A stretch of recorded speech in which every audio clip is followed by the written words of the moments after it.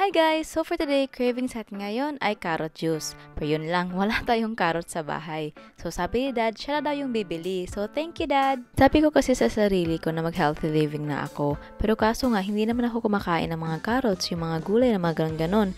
Pero doon ako nasarapan nung natry ko i-juicer yung carrot. So yan yung gagawin natin. Ang daming carrots binili ah. Parang mabigat ata yan. Ilang kilos kaya yan? Grabe, 3 kilos. Craving satisfied talaga tayo dito sa carrot juice guys. Alam nyo ba guys, itong carrot juice ang daming benefits. This is good for our liver, heart, eyes, skin, at hindi lang yan ah, may anti-cancer pa. Tapos nakakapataas ng immune system natin.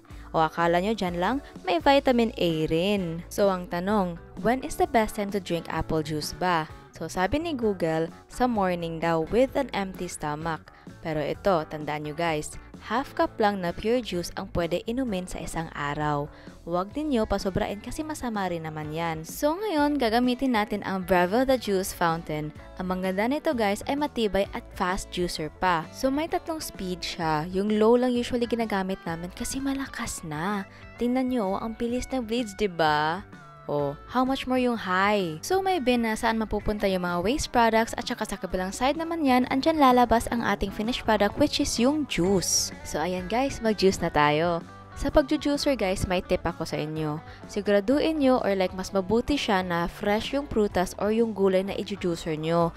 Kasi na-try namin yan before na yung carrots na gino-juice namin is matagal nang na-stock sa ref. So hindi ganoon karami ang nagawang juice. So yun, again yung tip, siguraduhin na fresh yung prutas o yung gulay. So aside sa carrots, nag-juice din kami ng cucumber. Guys, itry nyo, cucumber and apple, masarap siya na combination. Pati nga sa carrots, paminsan-minsan hinahaluan namin ng tomato. Grabe, ang sarap. Isa yan rin yan sa mga paborito ko.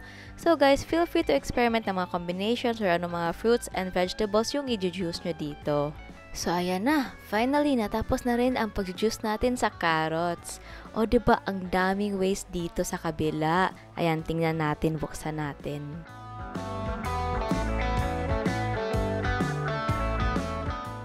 So, ayan na siya. Ililipat na natin yung juice sa baso. Iinom na tayo, guys. Masasatisfy na yung cravings natin for today. Salamat, Dad, sa paggawa ng carrot juice. So, ayan. Let us now drink at tikman natin ang pureness ng carrot juice na ginawa natin. Grabe, ang fresh na talaga, guys. Hindi lang ako nakakota ng half cup dito kasi ilalagay ko po muna sa ref to. Pero try nyo, guys, ang sarap.